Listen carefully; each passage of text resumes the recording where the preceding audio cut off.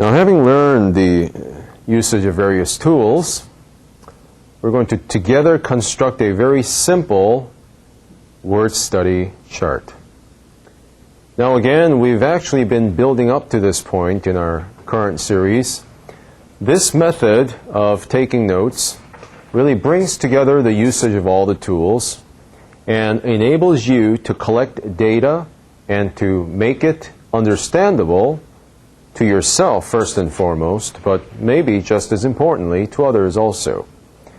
And this means of collecting data and representing what you have found by the usage of these various tools is very important, because the Bible is extremely complex to begin with, and without a good structured way of expressing the various information and interpretation maybe even that you are developing as you study the Bible, it becomes much of what you have gained may be lost. So let's say we're looking at Ephesians 2, for example, and here we come across a word, very important word in the Bible, certainly, and we read the following, verse 1, Ephesians 2, "And you hath he quickened, who were dead in trespasses and sins." Who were dead in trespasses and sins. So God is saying that we, mankind, were by nature dead in sins and trespasses. Obviously, this must refer to our spiritual state, because our bodies are not dead as you read this verse. And so it must refer to another aspect of us, and that must refer to our inner man, the soul. Now, so let's say, again, we want to study the word dead. Again, here are many, now you have at least three options here. One is to go to the Interlinear Bible and look up Ephesians 2:1. Above the word for dead in the Greek, you would find the Strong's number, whatever that may be. Second option would be for you to employ the online Bible, bring up the text, and hit the S key, and that would also give you the Strong's number. The third option would be to utilize the Strong's Concordance, and that is to go to the D section in the main concordance, look up the word for dead, and find it in Ephesians 2:1. Whatever the Strong's number is, that's our number. And then, of course, using the Strong's, you would go to the back of the Strong's, to the Greek concordance section, the Greek dictionary section, and look up that particular number. All right? So let's all utilize the Strong's Concordance. Find the word dead. Find the word dead in Ephesians 2, verse 1. Okay? In the main concordance section, you'll find the word dead and the sample portion, and then the Strong's number.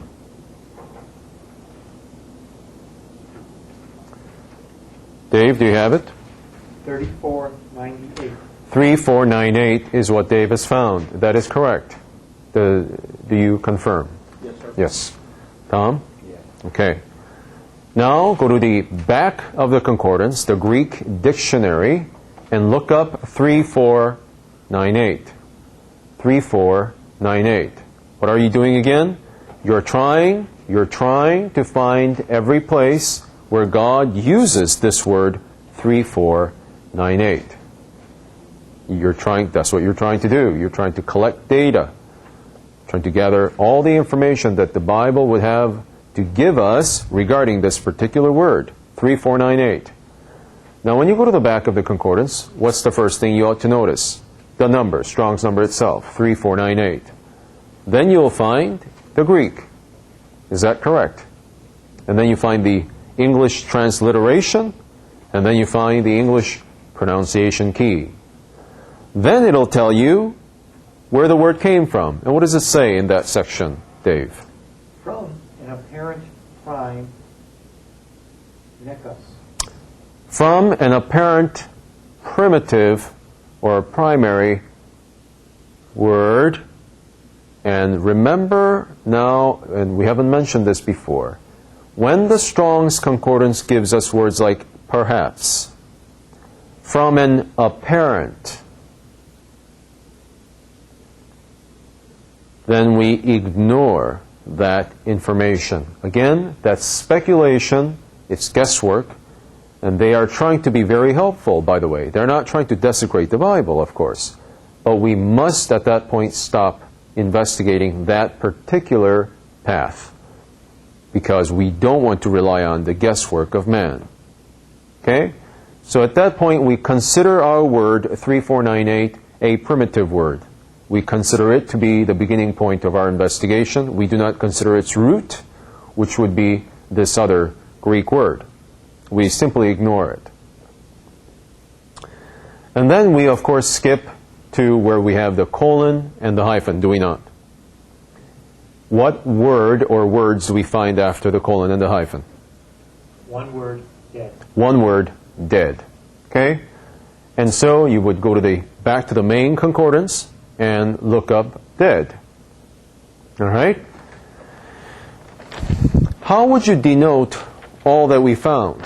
You must somehow be able to indicate what we have found on paper. Right? That is our goal.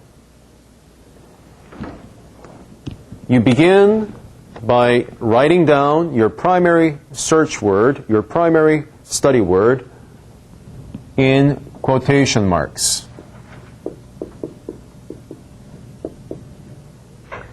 And again, this is covered in our other study where we have a more complex words, really. But this also, I think, is helpful as a start, as a beginning point. The fact that the word is in quotes shows us that the word is from the Bible, you see. That's why you need the quotes there. Okay? You're quoting from the Bible. Quotation. Now, arrow denotes next information that is to come. And what is the next information that we wish to indicate on our notes? Verse. Chapter. Number. The Strong's number. The Strong's number. Okay? That was? 3498. 3498 is our Strong's number. Already, your notes, this piece of paper we're assuming, is telling you that which word you're studying, that you're studying the word dead, and its Strong's number is 3498. Now, what ought to come here? Now you wish to know how many other renderings the word has. And as if you recall before, we had the Greek word that was rendered cover and hide. If that were the case with this word, now we would write cover and hide. However, this word, as Dave has correctly found, only has one rendering, and that was the word dead. Also in quotes,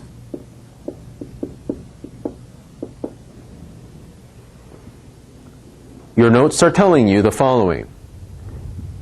The word rendered, whatever the word is, whatever the Greek word is, rendered dead is what you're studying currently. Its Strong's number is 3498. This word has only one rendering in the English New Testament, the King James, and that is the word dead. To me, that's a lot of information already, I think. Okay? Now, we can't stop there, because now we have to know where God uses, actually, this word. Now, therefore, you would come down with the arrow and start listing the verses, the references, where we find the occurrence of our word 3498. However, if you're using the online Bible, just as an example, you would have input 3498 and also have run a lexicon search. That is proper procedure with the online Bible. And you would have found a second word that is related to our word 3498. And you will have found that that second word comes from our word 3498. That word is 34.99. Notice you do not have to know Greek. We're speaking in numbers. That word that comes from this word is 34.99. Now, if that word comes from our word, how would we denote this on our word study chart? With an arrow. With a half-looped arrow originating from the point of birth, or the point of origin, going to the word that came from the first word. 34.99, therefore, would be indicated with a half-loop arrow in this manner.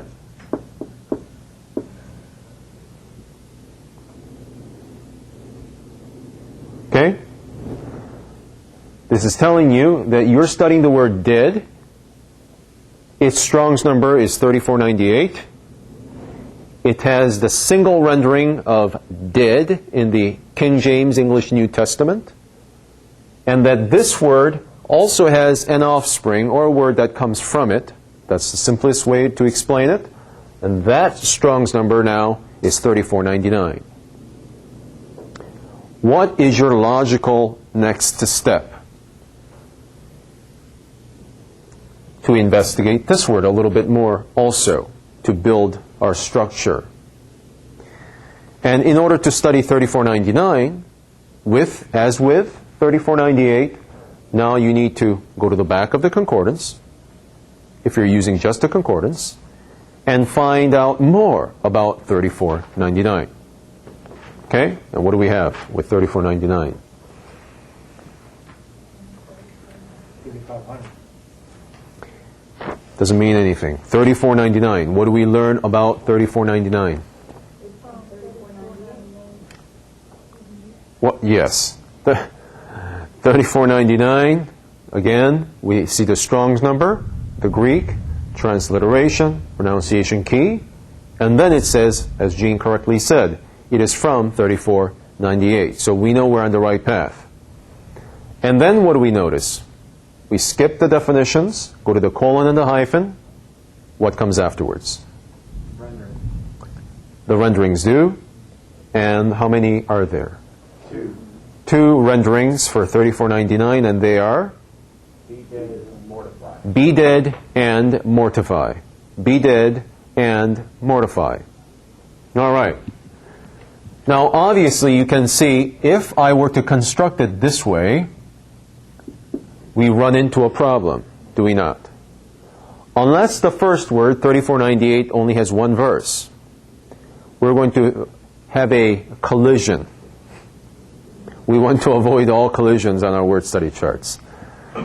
And so the obvious diversion is to go downwards from 3499 to avoid this collision. Okay? Be dead and mortify were the 2 renderings.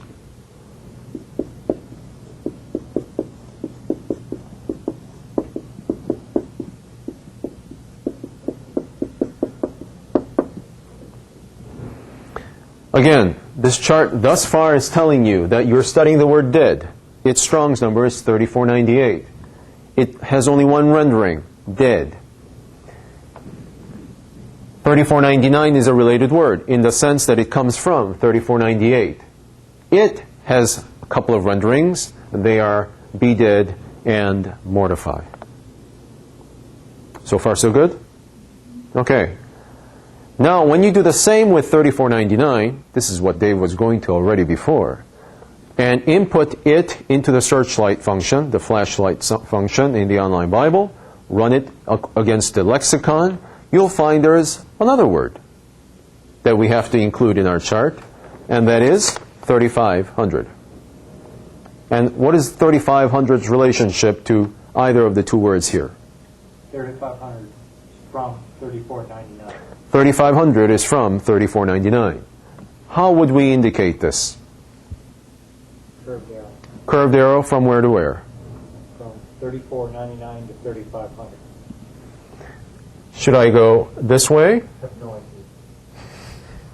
Yeah. Who has an idea?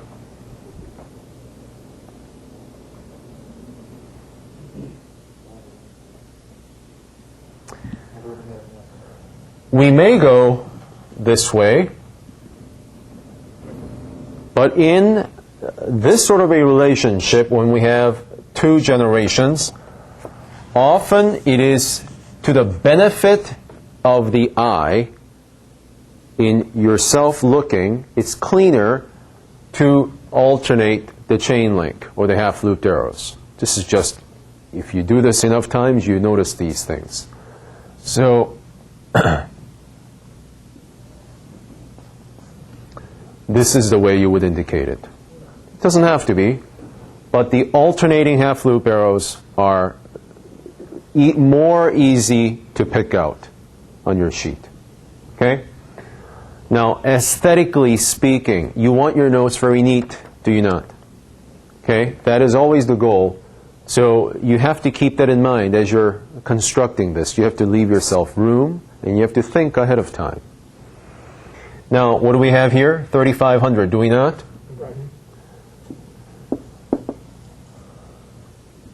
And it has how many renderings? Who has already looked it up? Two renderings, and they are? Deadness and dying.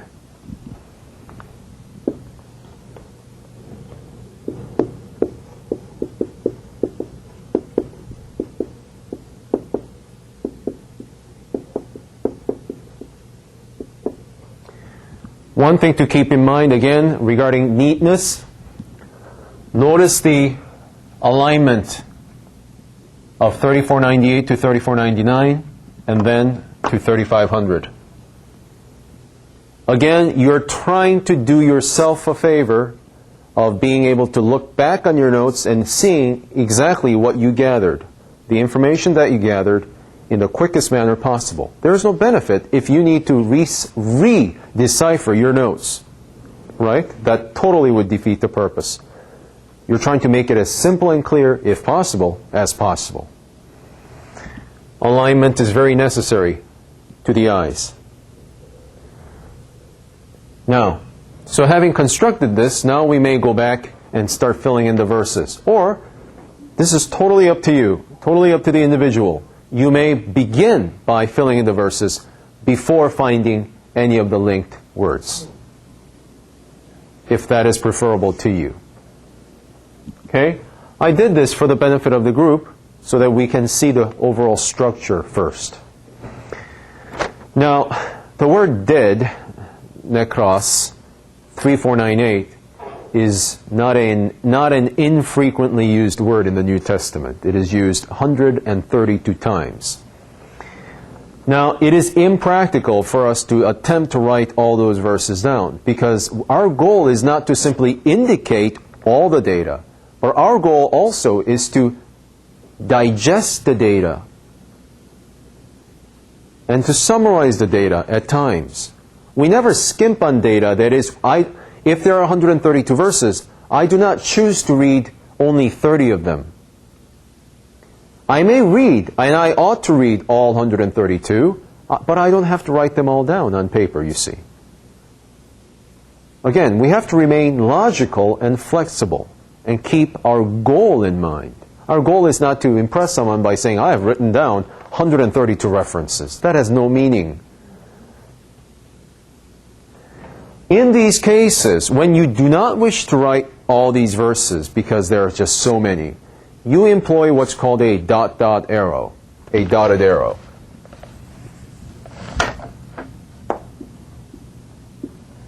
That arrow immediately tells you that you're skipping verses. You will not be writing all the references. Okay? Having done that, my first reference I have written down is Luke 7:15. Let's read the verse together.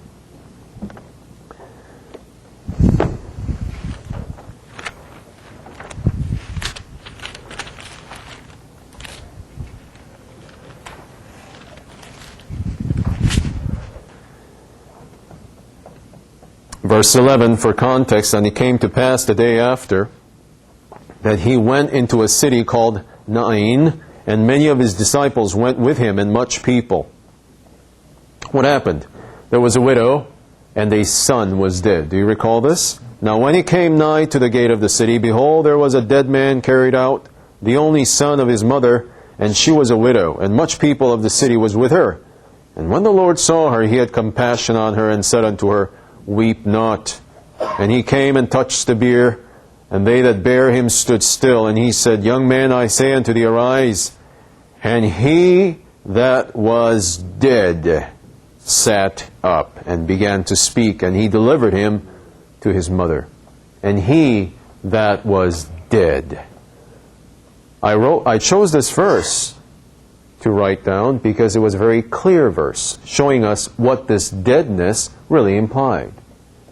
Here in this picture, in the historical sense, clearly the man was physically, absolutely, without question, dead. There was a funeral procession, in fact, going on, you see.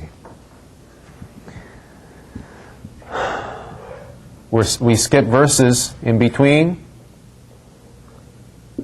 Acts 28, 6.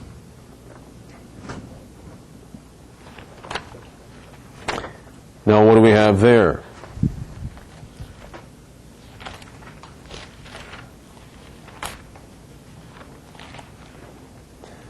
It's the last chapter of the book of Acts. Acts chapter 28. Paul is on the island of Malta, or Melita, right? This is after the shipwreck. All right? Verse 2, And the barbarous people showed us no little kindness, for they kindled a fire and received us every one because of the present rain and because of the cold. Now Paul is gathering sticks, right, to make fire. And what happens? A serpent comes out, a venomous beast comes out and bites him on his hand. And so, verse 5, And he shook off the beast into the fire and felt no harm. Howbeit they, that is the indigenous people of the island, looked when he should have swollen or fallen down dead suddenly. But after they had looked a great while and saw no harm come to him, they changed their minds and said that he was a god. Okay? So they're expecting the effect of the bite from the poisonous beast to result in our word, death, this deadness. You see? All right. Next verse is Ephesians 2:1, of course, where we have, that's the beginning reference, isn't it?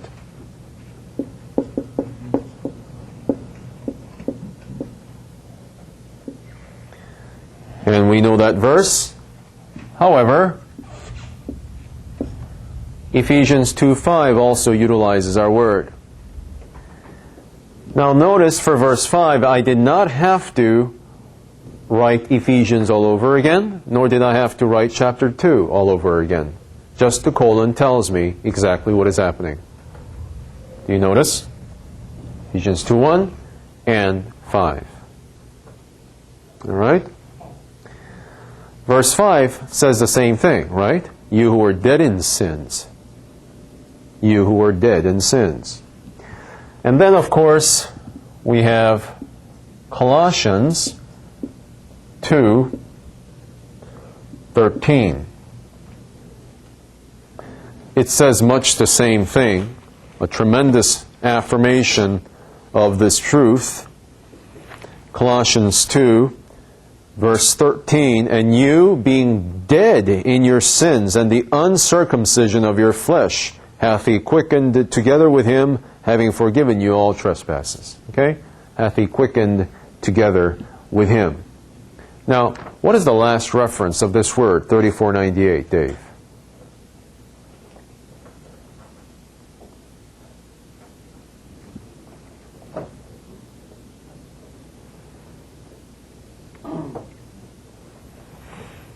Revelation 20:13. Revelation 20:13, And the sea gave up the dead which were in it, and death and hell delivered up the dead which were in them, and they were judged every man according to their works. And yes, our word dead, 3498,